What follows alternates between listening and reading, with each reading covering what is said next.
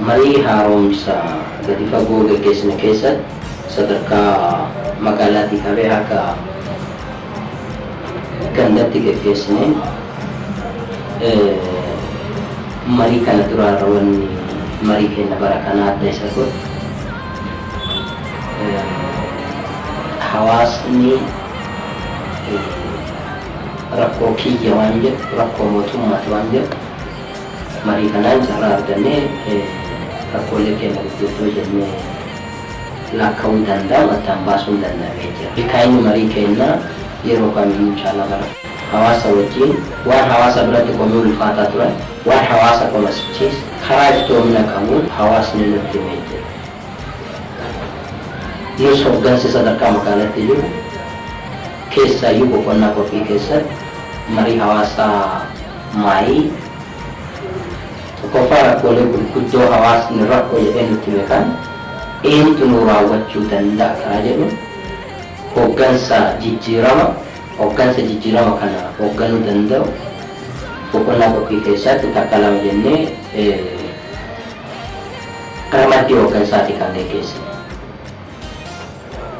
Sana dura garuu rakkoolee gurguddoo magaalaa kana keessatti wanni akka dhaabatte sadarkaa federaala naannootti qoratame akka jirutti ta'ee sadarkaa magaalaa keenyatti maal jechuu dandeenya waan jedhu kana rakkoolee gurguddoo addaan baasnee jira.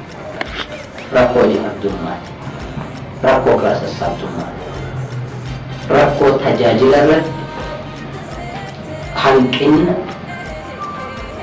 tajaajila kenniinsa tajaajila kennaatiin qulqullina tajaajila kennaatiin wal qabatee kan gara hojii qabatamatti gaafa seennu yoo xiqqaate rakkoolee gurguddoo jennee kaasne san sadarkaa magaalaa keenya hiikuu hin danda'amne ka'umsa waan nuuf ta'u hiikuu dandeenya. Rakkoon karaa sassaabdummaa ija babaaseen wal qabatee jiru naannaa lafatti jiru, naannaa daldalatti jiru, naannaa kontiroobaanditti jiru, alseerummaa daldalaatiin wal qabatee jiru hirmaannaaf tumsa hawaasni taasiseen ija qaqqabachuu sadarkaa inni danda'u raammaanii jira. Kun injifannoo gama kanaan. Gara biraatiin rakkoolee bulchiinsa gaarii 189 adda baafannee kan sadarkaa mana hojii sanatti hiikuutti gaafa seen rakkooleen gara 131 olii ta'an hiikatanii jira.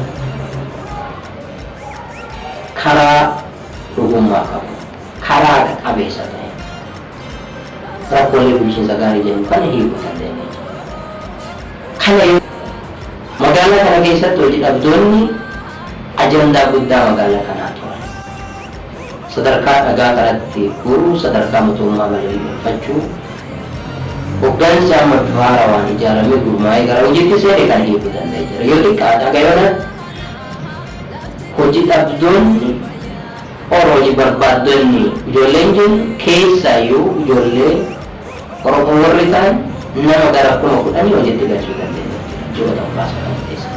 Hojii dhaabbiitiin hojii yerootiin gara 12 olii hojiitti galanii jiran walii galanii gara 22 olitti laakkaa'aman hojiitti galanii jiran. Dhiyeessii fandis sadarkaa sanitti gara miliyoona 54 olii gara hojii dhabeeyyii kana qophii iddoo isaanii sadarkaa sanitti bu'uuraalee misoomaatiin wal qabatanii rakkoo hammaataa magaalaa kanaa akka ture bishaan ture, waliin gahinsa bishaanii rakkoo ture, bu'uuraan qulqullinni isaa rakkootu ture, hacaatiin isaa rakkootu ture. Kana waajjira sana wajjin kana hoggansa magaalaa kallattii kaa'e hojii hojjetu hojiin abdii namaa kennu kan jiru ta'uu isaa sadarkaa itti ilaale.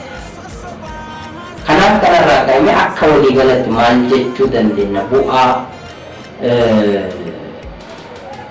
haaromsa barii dhufe yoo jennu sadarkaa magaalaa keenyatti hojii waggaas bara kana yoo qorannu hojii dhaabas hojii mootummaas yoo qorannu bu'aawwan abdii nuu kennuu danda'an mul'atanii jiru dhufanii.